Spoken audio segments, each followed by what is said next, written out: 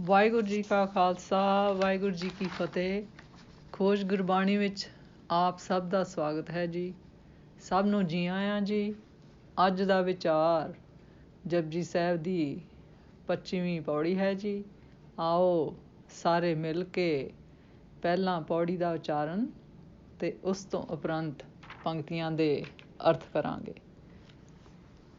ਬਹੁਤਾ ਕਰਮ ਲਿਖਿਆ ਨਾ ਜਾਏ, ਵੱਡਾ ਦਾਤਾ ਤਿਲ ਨਾ ਤਮਾਏ। ਕੀਤੇ ਮੰਗੇ ਜੋਧ ਅਪਾਰ, ਕੀਤਿਆਂ ਗਣਤ ਨਹੀਂ ਵਿਚਾਰ। ਕੀਤੇ ਖਪ ਟੁੱਟੇ ਵੈਕਾਰ, ਕੀਤੇ ਲੈ ਲੈ ਮੁੱਕਰ ਪਾਏ। ਕੀਤੇ ਮੂਰਖ ਖਾਈ ਖਾਏ, ਕੀਤਿਆਂ ਦੁੱਖ ਭੂਖ ਸਦ ਮਾਰ। ਇਹ ਵੀ ਦਾਤ ਤੇਰੀ ਦਾਤਾਰ, ਬੰਦ ਖਲਾਸੀ ਪਾਣੇ ਹੋਏ। ਹੋਰ ਆਖ ਨ ਸਕੇ ਕੋਇ, ਜੇ ਕੋ ਖਾਇਕ ਆਖਣ ਪਾਏ। ਉਹ ਜਾਣੇ ਜੇ ਤਿਆਂ ਮੂੰਹ ਖਾਏ, ਆਪੇ ਜਾਣੇ ਆਪੇ ਦੇ। ਆਖੇ ਸੇ ਵੀ ਕੇਈ ਕੇ, ਜਿਸਨੂੰ ਬਖਸ਼ੇ ਸਿਫਤ ਸਲਾਹ। ਨਾਨਕ ਪਾਤਸ਼ਾਹੀ ਪਾਤਸ਼ਾਹ। ਇਸ ਪੌੜੀ ਦੀ ਪ੍ਰਚਲਿਤ ਟੀਕਿਆਂ ਵਿੱਚ ਅਨੁਵਾਦ ਕੁਛ ਇਸ ਤਰ੍ਹਾਂ ਕੀਤਾ ਹੈ। ਬਹੁਤਾ ਕਰਮ ਲਿਖਿਆ ਨਾ ਜਾਏ, ਵੱਡਾ ਦਾਤਾ ਤਿਲ ਨਾ ਤਮਾਏ। ਉਸ ਅਕਾਲ ਪੁਰਖ ਦੀ ਬਖਸ਼ਿਸ਼ ਇਤਨੀ ਵੱਡੀ ਹੈ ਕਿ ਉਹ ਕਥਨ ਤੋਂ ਬਾਹਰ ਲਿਖੀ ਨਹੀਂ ਜਾ ਸਕਦੀ। ਉਹ ਅਕਾਲ ਪੁਰਖ ਬਹੁਤ ਦਾਤਾਂ ਦੇਣ ਵਾਲਾ ਹੈ, ਪਰ ਉਸ ਵਿੱਚ ਤਿਲ ਮਾਤਰ ਵੀ ਲਾਲਚ ਨਹੀਂ। ਕੀਤੇ ਮੰਗੇ ਜੋਧ ਅਪਾਰ, ਕੀਤਿਆਂ ਗਣਤ ਨਹੀਂ ਵਿਚਾਰ। ਕੀਤੇ ਖਪ ਟੁੱਟੇ ਵੈਕਾਰ, ਕੀਤੇ ਲੈ ਲੈ ਮੁੱਕਰ ਪਾਏ। ਕੀਤੇ ਮੂਰਖ ਖਾਈ ਖਾਏ। ਕਿੰਨੇ ਹੀ ਸੂਰਮੇ ਯਾਨੀ ਬੁੱਧੀ ਦੇ ਬਲਵਾਨ ਜੋ ਉਸ ਅਕਾਲ ਪੁਰਖ ਦੇ ਦਰ ਤੋਂ ਦਾਤਾਂ ਮੰਗਦੇ ਹਨ, ਅਤੇ ਹੋਰ ਅਜਿਹੇ ਕਿੰਨੇ ਹੀ ਹਨ ਜਿਨ੍ਹਾਂ ਦਾ ਵਿਚਾਰ ਨਹੀਂ ਕੀਤਾ ਜਾ ਸਕਦਾ। ਕਿੰਨੇ ਹੀ ਐਸੇ ਹਨ ਜੋ ਵਿਕਾਰਾਂ ਵਿੱਚ ਖਪ ਖਪ ਕੇ ਟੁੱਟ ਗਏ ਹਨ। ਕਿੰਨੇ ਐਸੇ ਹਨ ਜੋ ਪਦਾਰਥਾਂ ਦੀ ਪ੍ਰਾਪਤੀ ਕਰਕੇ ਇਨਕਾਰੀ ਹੋ ਜਾਂਦੇ ਹਨ, ਭਾਵ ਸ਼ੁਕਰਾਨਾ ਨਹੀਂ ਕਰਦੇ। ਅਤੇ ਕਿੰਨੇ ਹੀ ਮੂਰਖ ਨੇ ਜੋ ਉਸ ਦੀਆਂ ਦਿੱਤੀਆਂ ਦਾਤਾਂ ਅਤੇ ਪਦਾਰਥਾਂ ਨੂੰ ਖਾਈ ਜਾ ਰਹੇ ਹਨ। ਕੀਤਿਆਂ ਦੁੱਖ ਭੂਖ ਸਦ ਮਾਰ, ਇਹ ਵੀ ਦਾਤ ਤੇਰੀ ਦਾਤਾਰ। ਕਿੰਨੇ ਹੀ ਮਨੁੱਖ ਐਸੇ ਹਨ ਜਿਨ੍ਹਾਂ ਨੂੰ ਦੁੱਖ ਘੇਰੀ ਰੱਖਦਾ ਹੈ ਅਤੇ ਭੁੱਖ ਦੀ ਮਾਰ ਰਹਿੰਦੀ ਹੈ, ਪਰ ਗੁਰੂ ਜੀ ਆਖਦੇ ਨੇ ਇਹ ਦੁੱਖ ਭੁੱਖ ਅਤੇ ਮਾਰ ਉਸ ਅਕਾਲ ਪੁਰਖ ਦੀ ਹੀ ਦਿੱਤੀ ਹੋਈ ਦਾਤ ਹੈ।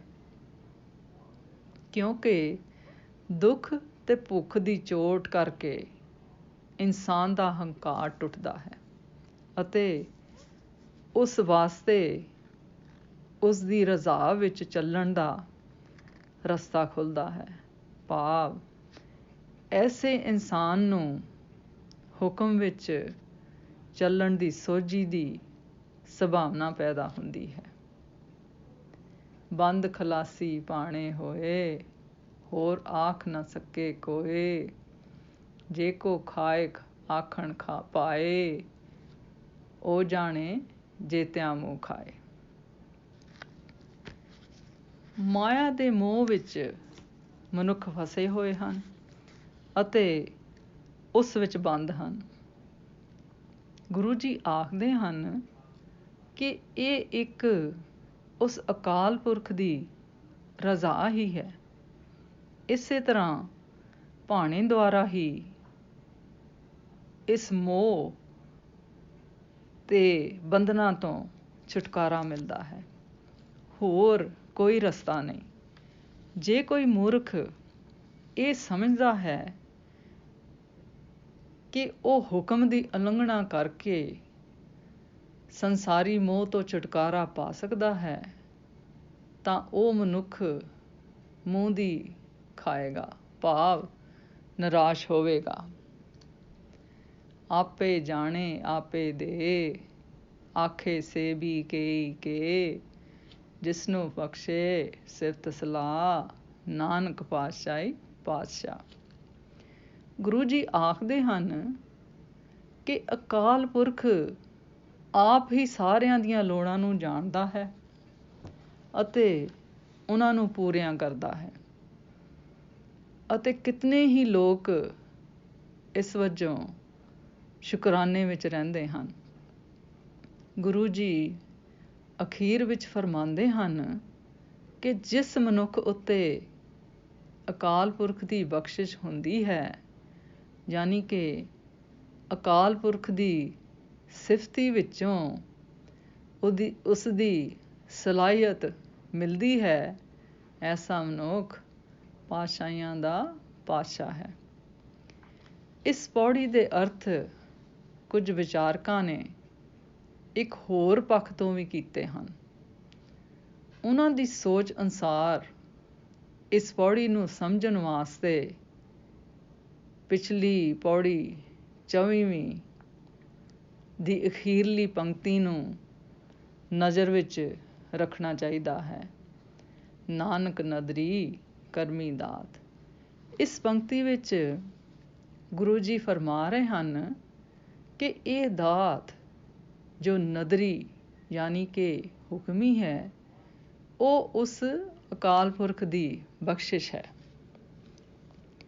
ਸਵਾਲ ਇਹ ਹੈ ਕਿ ਕਿਹੜੀ ਦਾਤ?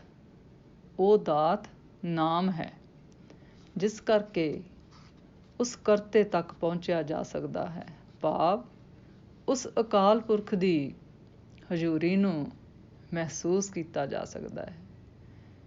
ਇਸ ਪੱਖ ਤੋਂ ਜੇ ਵੇਖੀਏ ਤਾਂ ਇਹ 25ਵੀਂ ਪੌੜੀ ਸੁਰਤ ਦੀ ਅਵਸਥਾ ਦਾ ਜ਼ਿਕਰ ਕਰਦੀ ਹੈ, ਜਿਸ ਤੇ ਨਾਮ ਦੀ ਰਹਿਮਤ ਹੋਈ ਹੈ। ਸੋ ਇਸ ਮੁਤਾਬਕ ਬਹੁਤਾ ਕਰਮ ਲਿਖਿਆ ਦਾ ਭਾਵ ਇਹ ਹੈ ਕਿ ਉਹ ਵੱਡੀ ਬਖਸ਼ਿਸ਼ ਜਿਹੜੀ ਦਿੱਤੀ ਗਈ ਹੈ, ਉਹ ਨਾ ਜਾਏ, ਭਾਵ ਉਹ ਮੁੱਕਦੀ ਨਹੀਂ ਅਤੇ ਸਦੀਵੀ ਹੈ। ਇਸ ਅਰਥ ਮੁਤਾਬਕ ਤਿਲ ਨਾ ਤਮਾਏ ਦਾ ਭਾਵ ਹੈ ਕਿ ਉੱਚੀ ਅਵਸਥਾ ਵਿੱਚ ਤਿਲ ਮਾਤਰ ਮੋਹ ਜਾਂ ਲਾਲਚ ਨਹੀਂ ਰਹਿੰਦਾ ਅਤੇ ਵਿਕਾਰਾਂ ਨੂੰ ਮਾਰਨ ਲਈ ਬੁੱਧੀ ਯੋਧਿਆਂ ਵਾਂਗਰ ਬਲਵਾਨ ਹੋ ਜਾਂਦੀ ਹੈ। ਐਸੀ ਸੁਰਤ ਵਿੱਚ ਇੱਕ ਨਵੀਂ ਲੈ ਆ ਜਾਂਦੀ ਹੈ ਅਤੇ ਪਿਛਲੇ ਵਿਕਾਰਾਂ ਤੋਂ ਆਜ਼ਾਦ ਹੋ ਜਾਂਦੀ ਹੈ। ਗੁਰੂ ਜੀ ਨੇ ਭਵ ਸਾਗਰ ਤੋਂ ਤਰਨਾ, ਭਾਵ ਮੋਹ ਮਾਇਆ ਤੋਂ ਖਲਾਸ ਹੋਣ ਲਈ ਭਾਣਾ ਸਿਧਾਂਤ ਬਾਰੇ ਫਰਮਾਇਆ ਹੈ ਅਤੇ ਉਸ ਅਕਾਲ ਪੁਰਖ ਦੀ ਸੁਰਤ ਵਿੱਚ ਉਹ ਹੀ ਪਹੁੰਚ ਸਕਦਾ ਹੈ ਜਿਸ ਉੱਤੇ ਉਸ ਦੀ ਕਿਰਪਾ ਦ੍ਰਿਸ਼ਟੀ ਤੇ ਮਿਹਰ ਹੁੰਦੀ ਹੈ। ਅੱਜ ਦਾ ਵਿਚਾਰ ਕਰਦਿਆਂ ਮੇਰੇ ਕੋਲੋਂ ਅਨੇਕਾਂ ਭੁੱਲਾਂ ਹੋਈਆਂ ਹੋਣਗੀਆਂ, ਉਸ ਵਾਸਤੇ ਮੈਂ ਆਪ ਸਭ ਕੋਲੋਂ ਮਾਫ਼ੀ ਮੰਗਦੀ ਹਾਂ ਜੀ। ਵਾਹਿਗੁਰੂ ਜੀ ਕਾ ਖਾਲਸਾ, ਵਾਹਿਗੁਰੂ ਜੀ ਕੀ ਫਤਿਹ।